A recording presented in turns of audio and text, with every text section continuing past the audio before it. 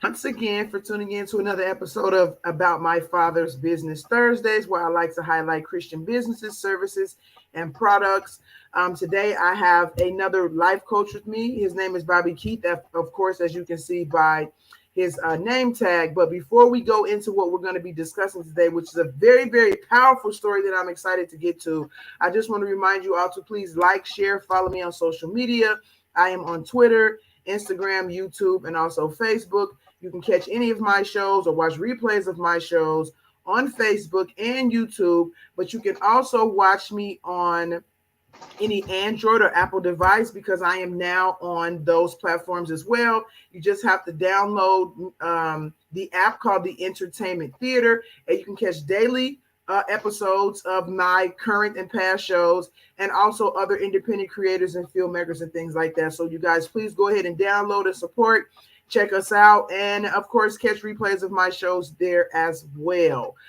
So before we get into the interview that we want to do today, I want to let you all know that this is not the first time Bobby and I have recorded this show. We tried to do it before. We were having a lot of technical difficulties, and we're finally able to get those things worked out. We even kind of ran into some problems recently, but we're here to talk about this. And Bobby has some very, very enlightening and powerful things to discuss. And I'm really glad that we finally were able to get everything squared away so we can have this conversation today. But Bobby, before we get into the conversation, can you let people know a little bit about who you are and what you do? Sure. First off, let me just say, if there's ever been an example of never giving up, I think you and I have shown that over the last few weeks trying to get this going. My name is Bobby Keith. Next year I'll be 60 years old, so I'm 59 years old, and I've gone through a journey over the last 4 years where I just finally got to a place where my life had to change, and I had to make some decisions, some that were not very easy for me to make based on some of my background, and we'll go through some of that later. Yeah. But all of that culminated with me starting this business called Positive Works. And basically, it's a Christian-based coaching practice where I try to help people with different things that are going on in their lives, but I use Christian principles in doing it. I have an associate's degree in theology, which I got many years ago. And I even did some work in the ministry for a while. I'm currently doing a little bit of work in the ministry. And again, we can go through that a little later. Yeah. And then you just revealed to me right before we started recording today that you have started writing a book as well. So is that in connection with your coaching business, or? It's a combination of the coaching business and the just the ministry as well. It's where I see the world at right now, and basically the working title on the book is "Make Love Great Again," in connection with 1 Corinthians 13, where the last verse is, "Now abideth these three: faith, hope, and love, but the greatest of these is love." And I believe that unconditional love is missing in our society today. And that's one reason that we have a lot of the turmoil that's going on that we have. Yeah, absolutely. I totally agree with that. And that's a whole different conversation that it definitely needs to be had. So, but let's get to the reason that you're here today, because again, a powerful story. So I can just imagine your perspective on the book, just based on some of the life experiences that you've had that have brought you up until this point today. And so, so can you talk a little bit about, and you kind of revealed a little bit ago that all of this started from some life experience or some big changes that you had to make over the past 4 or 5 years. So can you go into what some of those changes were, and then how they segued into you starting the coaching practice? Sure. One thing I want to bring up is, I had probably one of the best childhoods anybody could have. I was born in North Georgia, and to some great loving parents.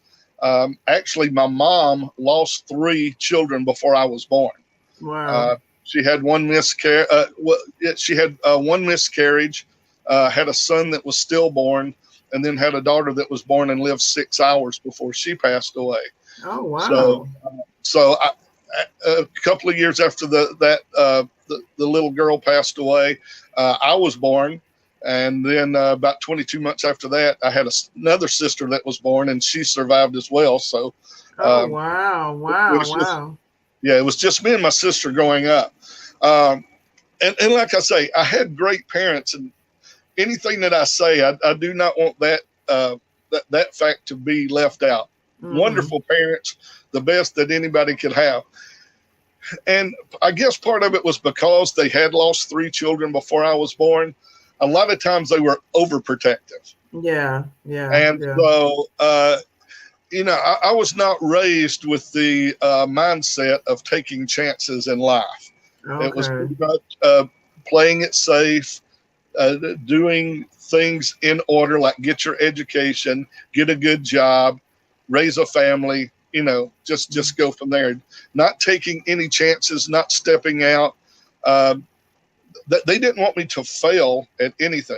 Oh, And wow. Wow. and and again, it was just because that's how they were. I mean, Yeah.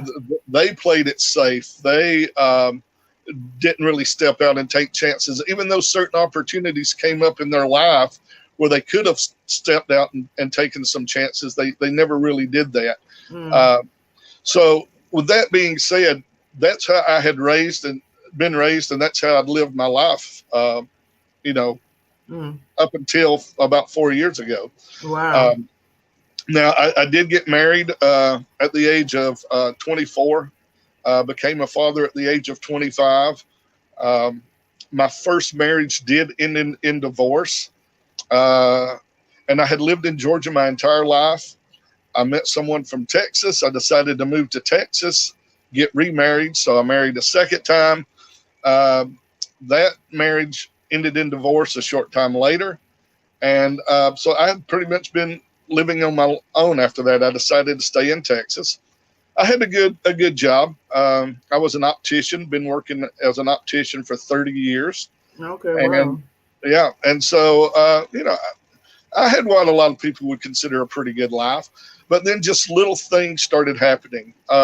Before I moved to Texas, my mom had a health episode, which she nearly lost her life. But she did remain in ill health for 17 years. Mm. I just lost her September of last year. Mm. Um, and my dad is still alive. He's still in Georgia. As I said, I have a daughter. She's still in Georgia. She's married now. But about 4 years ago, all of these things started building up in my life. My mom's sickness was beginning to get a little worse. My dad was starting to experience some health problems at that time. I'm 900 miles away. My sister's trying to take care of them, and she's sending me messages. This is getting to be a little bit too much. You may need to think about moving back. Mm. Um, and I loved where I was living. I didn't want to leave Texas, but at the same time, I love my parents. I love my sister. I hated everything she was going through. I was in a relationship with someone at that time. That relationship ended badly. Uh, as I said, I enjoyed my job, but I got to where I did not like where I was doing my job. I didn't like the company I was working for at that time. Mm. So all of these things just started to build up one upon the other. And then June of 2018, I suffered a heart attack. Oh, wow. And I was placed in the hospital. Um, I had a 95% blockage in the artery they call the widowmaker. Uh, Wow. Wow. Wow. Wow. yeah, most people don't survive that. Yeah, Um, I'm assuming it has to do with the Widowmaker title. yeah, Oh my goodness. Wow. because most people don't realize they have that problem until, well, It's a lot of too times they don't realize that problem has occurred until the autopsy.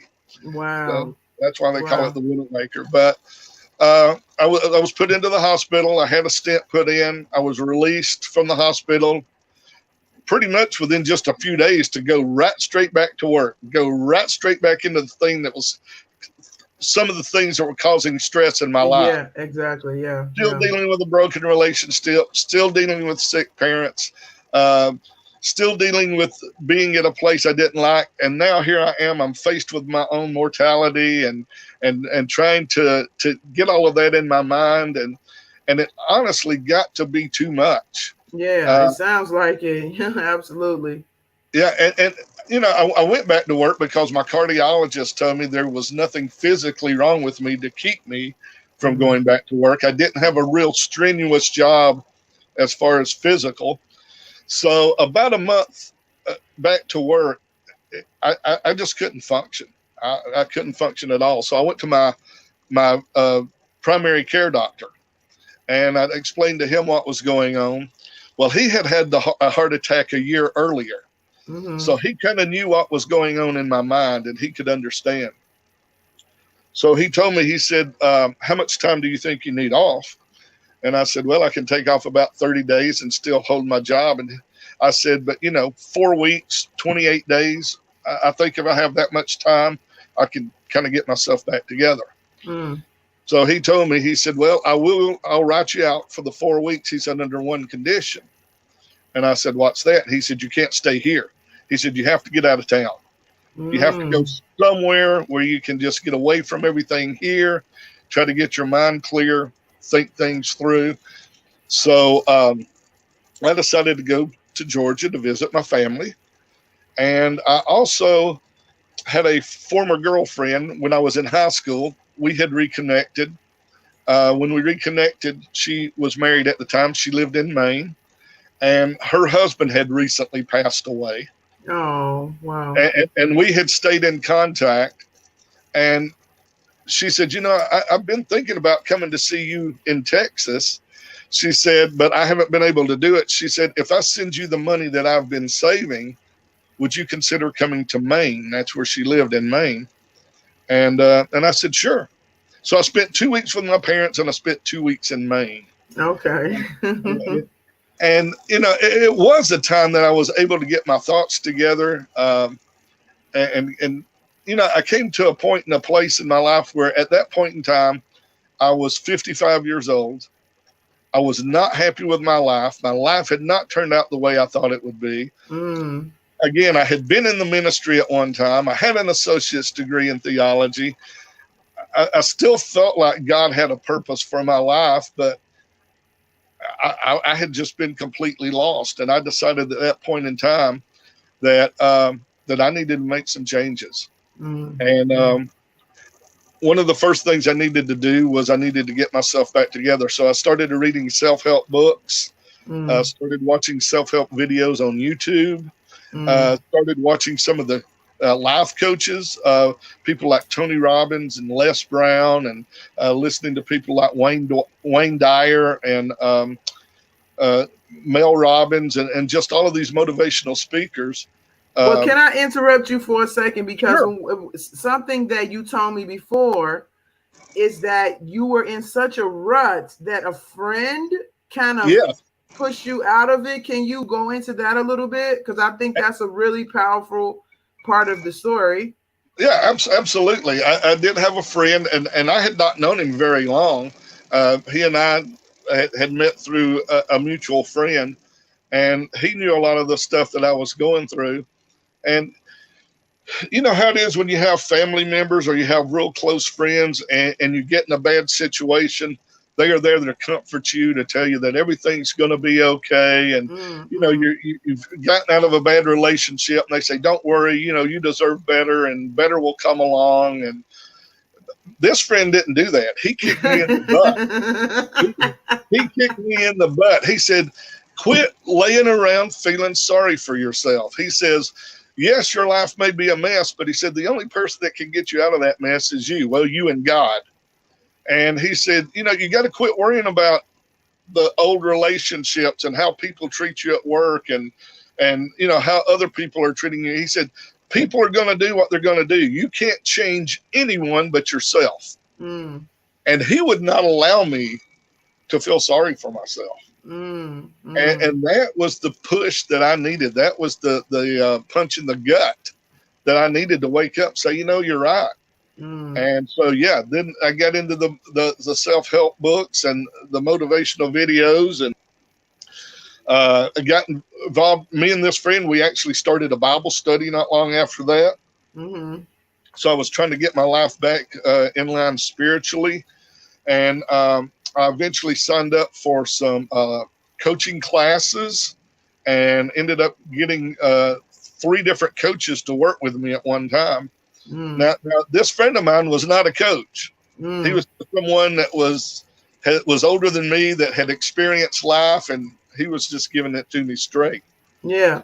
Another thing, really quickly, another thing that you which I thought was really powerful, that when we talked about this before, you were talking about how there are so many people that are Christians and have been Christians for a very long time that just live in this state of, was it fear that you said, or it was fear or uncertainty, and you really felt like you needed to kind of address that, because you see a lot of Christians that are just kind of not moving forward in some certain ways because of the way that their mindset. And that's kind of another thing that you in hindsight that you wanted to address.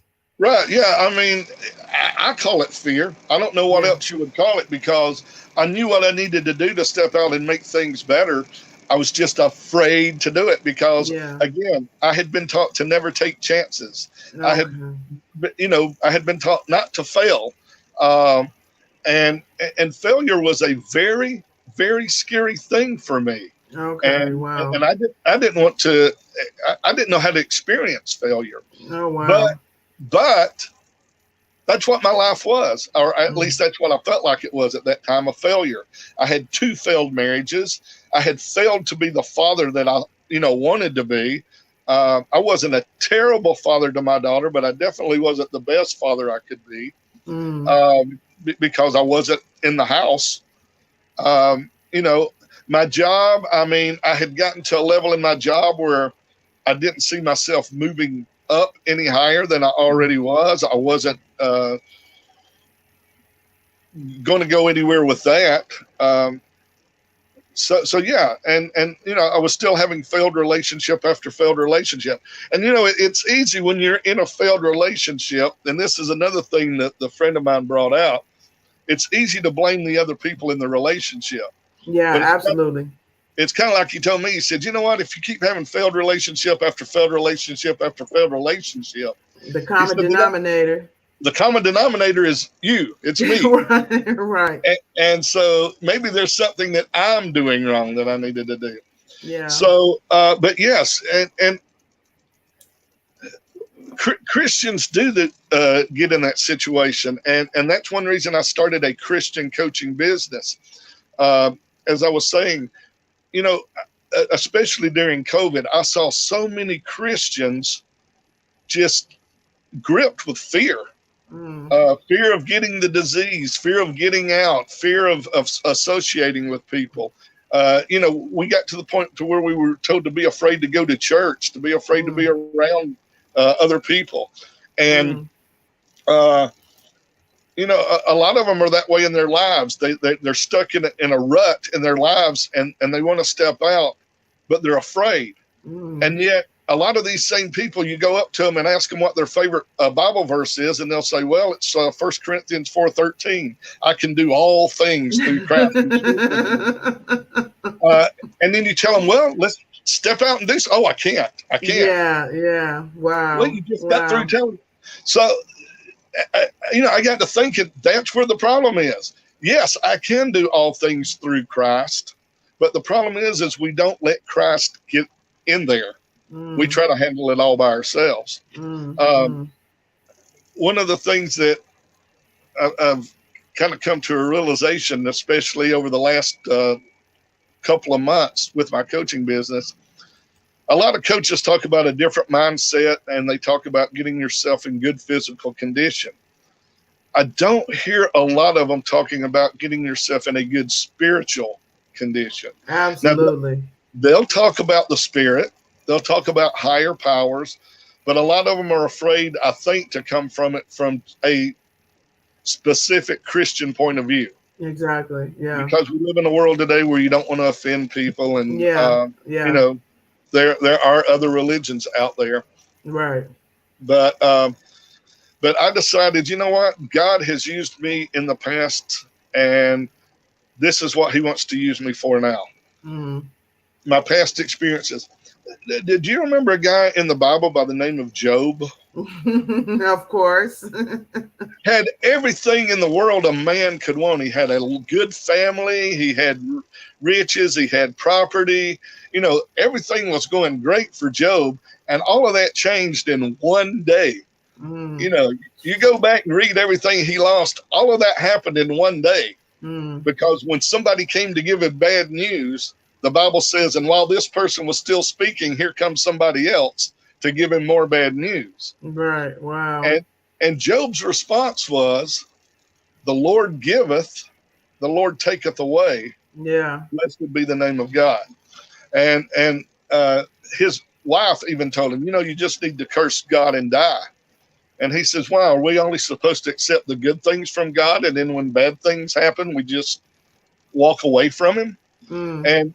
And so that started speaking to me as far as the experiences that I had had in my life. Some of them were, yeah, bad experiences, but I got through those. I gained confidence. I gained a peace in the fact that I was able to start putting trust back into God, and putting my faith in Christ, and just saying, "Okay, God, this is all yours. And whatever you want to do with it, I'm just here to follow." Mm. And Mm. yeah,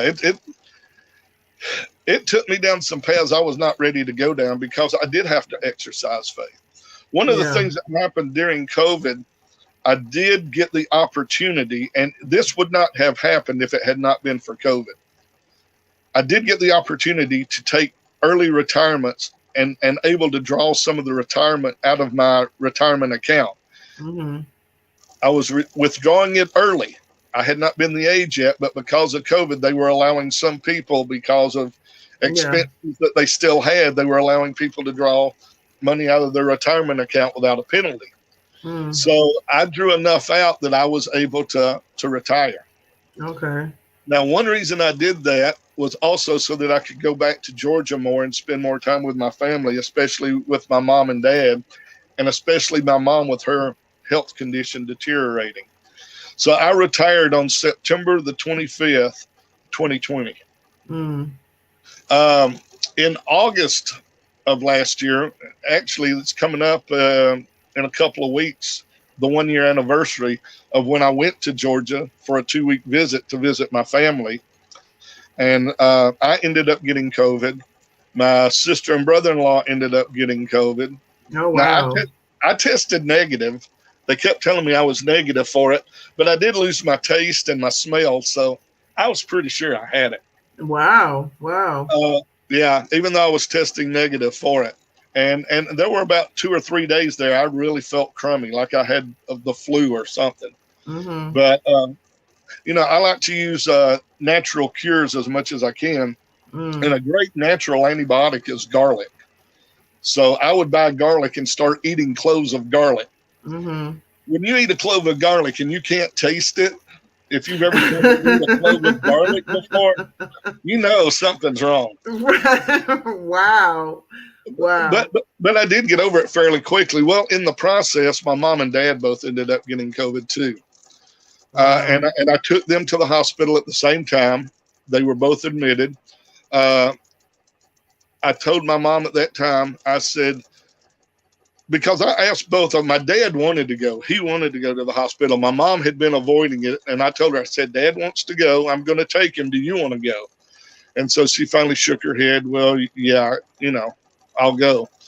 So as I was sitting there with her, I said, now, you know, they're probably going to admit you. And once they do, because of the COVID policies, we cannot come visit you. Mm. And she said she understood that. Well, my dad was released the very next day, but they kept mom. And this was a Tuesday, I believe, that I took them. Mm-hmm. And so, you know, we kept calling the nurses and getting the reports. And Wednesday, we got a report that mom was responding to the COVID treatments like dad was. She was responding positively to it. She still wasn't eating or drinking like they wanted her to, but, she was starting to respond to the COVID treatment. Thursday, we got a call that she was still responding to the treatment, but she was starting to have a little bit of problems with her kidneys. And then by Sunday, we get a call saying that her kidneys are shutting down. Wow. They don't feel like there's any more they can do for her. They lifted the COVID restrictions for our visitation, and we were able to go visit at that point in time. And of course, I went with my dad, and we sat with her for a while. He basically said his goodbyes to her. Oh, wow. Yeah, because we were pretty much told that they were going to put her in hospice care, and they didn't expect her to make it more than 2 or 3 days. Wow. Monday, I went back all day long. I played Christian music for her. I read out of the Bible to her. I talked with her. I prayed with her. Of course, she's on morphine during all of this time, so she's not really conscious. She'll open her eyes every now and again and look at me, but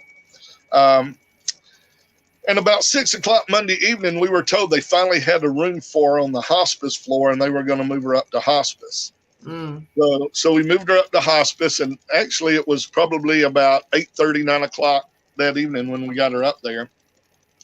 And basically, to make a long story short, just after midnight, she passed away. Wow. The last thing that I read to her was out of 1 Corinthians chapter 15. It basically talks about the resurrection of Christ and how we will be a part of that resurrection one day. And it ends with a part of death. Where's thy victory? Where's thy sting?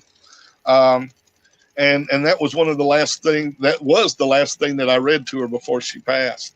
But the thing was, if I had not retired when I did, I wouldn't have been able to be there. Right. My mom's greatest fear in life was that she would die alone. And because I was able to retire early, that didn't happen. I was the only person in the room with her when she passed. Wow. But I was able to be there. Wow. And she happened to pass away on my daughter and son-in-law's 8th wedding anniversary. Wow. So when we had to pick out clothes for the funeral, she still had the outfit she wore to their wedding, and so my dad said, let's bury her in that. Yeah. And the day that we buried her was September 25th of 2021 last year, which was exactly 1 year to the date that I retired. Yeah. September 25th, 2020. In that 1 year period, I figured I had about 6 to 8 extra weeks with her that I would not have had if I had not retired. Right. Wow. Wow. So it just seems like, from what you're saying, you're going through all these life changes, like really, really big life changes, really having to reflect on like, okay, right. Who am I? Where am I going? What do I want? And things like that to kind of figure out what direction you wanted to take your life in. And according to you, this is how you started going into coaching, and you started really trying to build up your spirit, build up your mind, really kind of deal with some things. And can you talk a little bit about how now that led you into opening your own business? Absolutely. When I actually started the business about a year ago, because again, I had been working with coaches and they had helped me get to where I was getting in a better place for myself. And I wanted to be able to do that for other people. And it's amazing because probably maybe a week before I took my mom and dad to the hospital, my mom and I had a conversation. Now, one of the great things about me living in Texas and not in Georgia was every time I went to visit, knowing my mom was in bad health, every time I left, we both knew it could be the last time we would see each other. Okay. So we would actually sit down and have these heart-to-heart conversations that, she wouldn't have with my sister, because my sister only lived 5 miles away. Every time my sister walked out the door, it was see you tomorrow. Okay. Because you Yeah. have that in your mindset, you're just going to see them the next day. Yeah. Yeah. So every time I left, we knew might be the last time we would see each other. So we would have these heart-to-heart conversations. And one of the last conversations we had, she looked at me one day and she said, "Things don't bother you anymore, do they?" And I said, "No, ma'am, they don't." She says, "You're not afraid of anything, are you?" And I said, "No, ma'am, not really." She said, "You're not afraid to die?" And I said, "No, ma'am." Because she already knew that I had experienced the heart attack, Yeah. 3 years Yeah. earlier at that time. Yeah. And I'd always told her that too when I'd leave. I said, I could still go before you. And my first visit after the heart attack, she said, "You better not ever do that again." Yeah. So, Wow. but so she was actually somebody I did get to coach and just share with her, because my mom had been one of those people who was fearful most of her life and anxious. Yeah. Again, a great mother, but she had that. So yeah, I decided I wanted to expand that to other people. I started the Positive Works, and one of the things that I came to a realization of is we are, again, triune beings, body, mind, and spirit. And I wanted to address the spirit part too, because I think that's very important that we do that. One of the things too that I just came to a realization of not long ago, there was a Pharisee that came to Jesus one time and he asked him a question. He said, "What is the greatest commandment?" And Jesus responded, he said, "That you're to love the Lord your God with all of your heart, with all of your soul, with all of your mind, and with all of your strength." And then he said, "The second commandment is like unto it, love thy neighbor as thyself." Now we hear that quoted a lot, love thy neighbor as thyself. But that first commandment is to love God. So, I think we need to get in that position. Now, he says the second, we need to get in that position where we are loving God and we're able to put our faith and trust in him. But then he says, love thy neighbor as thyself. Well, I think a lot of the problems that we have today is people don't love themselves. Love thy neighbor as thyself. Yeah. If you don't love yourself, how can you love other people? Yeah, absolutely. And that's where I was. A lot of the turmoil I was going through is because I didn't love myself. I didn't love the fact that I had 2 failed marriages. I didn't love the fact that I was not the father I thought I should have been to my daughter. I didn't love myself because I was getting up every morning going to a job I hated when I knew I could be doing so much more. I didn't love myself because I was afraid to step out and take chances. I didn't love myself because I couldn't have a successful relationship with someone else. Wow. I didn't love myself because I had let my spiritual life, neglected it for so long. Just so many things that, and I didn't love myself because I couldn't forgive myself. So wow. I had to start working. And one of the things I had to start working on was not only forgiving people that had hurt me, but I had to forgive myself for hurting myself. And so those are some of the things that I really started working on. And that's what I want to help other people do. I just think that, especially Christians, we have so much potential because we serve an awesome and an almighty God who can do so much for us, but we fail to let him do the work. And a lot of people say, well, I've got a pastor I can talk to. But do you really talk to your pastor? Or do you want to talk to your pastor? When I was going through my first divorce, I had a pastor that I went to talk to because, I was lost in my mind on what I should be doing. And I'm not saying all pastors are this way, but basically, again, I had an associate's degree in theology. I had been doing some work in the ministry during that time. And his response was to me, for everything I was going through was, well, you know what the Bible says, just do it. Well, yes, I knew what the Bible said, but I was having problems doing it. I was having problems. And some people are in churches that are so big they feel lost, and even if they did want to talk to the minister, they might not get to the minister. They might get to somebody else, Hmm. an associate pastor or somebody else working in the church. Some people are in churches so small they're afraid that if they do go to the minister, that everybody in the congregation is going to know about it. So Yeah, yeah. they're afraid to talk. So I wanted to open up where people would have a safe place to come to. I'm not here to be preachy, but I will use the Bible. I will Yeah. quote scriptures like 2 Timothy 1:7. God has not given us the spirit of fear, but of power and of love and of a sound mind. So Mm. if you're experiencing fear, and I'm talking about fear stepping out doing what God wants you to do or what you feel like God wants you to do. If you're experiencing fear, that's not from God. Yeah. Fear is good in some instances. You don't want to walk into a burning building. Right. Yeah, fear is good in that instance. Yeah. A lot of people will do this because they are too fearless, but I'm not going to drive down the road over 100 miles an hour. Yeah. Yeah. Because of fear. I think that's a good fear to have. Mm-hmm. But when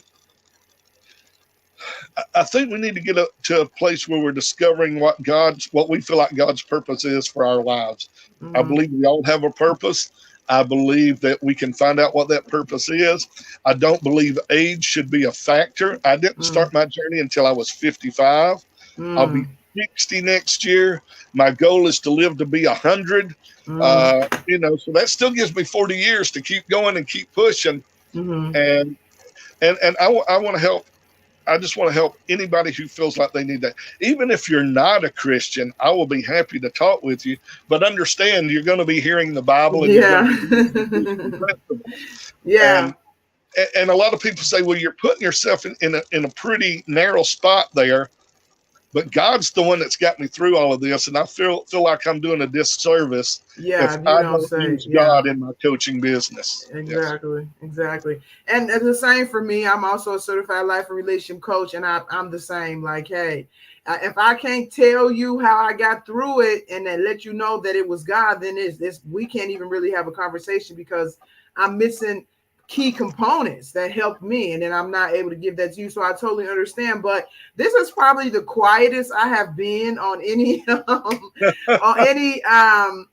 podcast episode that I've recorded. I'm just really intrigued by your story, and of course I know some other things that we've discussed that were not mentioned, and I really think there's a lot of key points you can pull out of there. Just life changes in general, feeling like a failure, feeling disappointed, getting older, starting over. I mean, there's just so many things in there that I know because you work your way out of it that you could give back to people who are in that situation. And so, I mean, even the story about your mom, like you were saying, she basically was your first coaching client because of what you were going through at the time. You were able to minister her in a way before she passed. And so it's just really a lot of powerful things to your story. And I can just imagine from those experiences, because I think that's what makes the best coaches. The best coaches are people who have been through it, found their way out of it, and now they're kind of paying it forward, so to speak, and giving to you the lessons that it's like they're helping you learn the lessons that it was harder for you to learn. They're kind of giving it to you in an easier way, like, because then you don't have to go through so much trying to figure out. You have somebody say, hey, this is kind of what I got out of my own experience. I want to be like a lighthouse. I don't want to take over your ship. I just want to guide you through the rough seas and get you into smoother sailing. I will say this. I was on a Zoom call last night. There's a group of us that are planning a high school reunion. And, I look back at how many of the people I went to school with are no longer with us. Mm-hmm. How many are my age now that are going through physical illnesses. And we're not guaranteed tomorrow. I had a heart attack 4 years ago, but I feel like I'm in pretty good shape. I'm still overweight, and I'm working on that. But I'm in pretty good physical, and I want to enjoy my life, and I want to be a benefit to other people. So it's never too late if you're still breathing, you still got a purpose in life. You still can make changes. You can still live an abundant life. And that's actually what I call myself. I call myself an abundant life coach. Great. I love it. And I can really see the depth in your coaching just from the conversation that we're having. And I really hope anybody who is touched by the things that you said, they can relate to some of the transitions that they're going in their own life, whether older or younger. I really hope that they reach out to you to take advantage of that, because we all need help through these different phases in life. And just like what you said about your pastor who said, hey, you know what the Bible says, do it. It's not that simple. I really wish it was. I really do. Right? But it's not. And God understands that, which is why he has given people gifts of teaching, gifts of healing, gifts of encouragement, things like that, to help us, to help the body, because we do need help on our different transitions of life. And we're really just kind of representing a piece of God to other people, because God understands that we need help along the way. So I really thank you so much for coming on and sharing your story. I feel like, of course, I say this all the time, but it's true every time, that we could talk longer and kind of dive into some other things. But can you let people know where they can find you, a little bit more about your business? Yes. Yeah, go ahead. Yeah, I don't have like a website to go to. I haven't really invested in that right now, mainly because I just want to work with people right now, and I don't want to have to spend hours building up a website. But I do have a Facebook page. So you can go to facebook.com/Positive Works for Me. That's Positive Works, the number 4, me. And that's how you can find me on Facebook. Okay. I also have an email address, same thing, positiveworksforme@yahoo.com. You can hit me up on the email. Send me an email. Let me know that you've seen the show, that you're interested. If you do that, I'll give you 2 free coaching sessions right off the bat to start with. And we can get you started. And then I've got a lot of different packages that, depending on what you want to work on and how much you want to work on it, I try to make everything affordable, because, I want to help people. That's my main goal, is helping people. Yeah. And so get with me either way, facebook.com/Positive Works for Me, or positiveworksforme@yahoo.com, and with an email. And I'll be glad to talk with you. Okay, great. And so I will have your contact information for anybody who didn't get a chance to write that down, or you don't want to forget. It will be above this post. You can go ahead and click on those links and reach out to Bobby if that's what you're interested in doing. And I just thank you again so much, Bobby, for coming on and sharing your story and sharing your coaching business. I really feel like it is a blessing for everybody who, reaches out to you, because I can tell there's a lot of richness and depth and knowledge and that you've gained from your life experience. So thank you so much for coming on. Is there any last words you want to say before we wrap up? I just want to thank you for your patience. We got through all of these technical issues we were having. Thank you for the opportunity to do this. And, anytime you would like to have me back later on to check to see how things are going, or maybe for any other type of broadcast you won't want to do, podcast, just get in touch with me. You know how to do it. And again, thank you for the blessing of being able to do this. Yeah, no problem. And thank you so much. And I will definitely reach out to you when I can see some things that we can do down the line. So I definitely will be reaching out. So thank you again. We've kind of went a little bit over the time, so I want to go ahead and wrap up. So thank you all for tuning in. Again, Bobby's information is above this post. And if you're interested in sharing your own Christian business service or product, please reach out to me, and then we can discuss your own story. So thank you so much, you guys. Be blessed. Have a good day.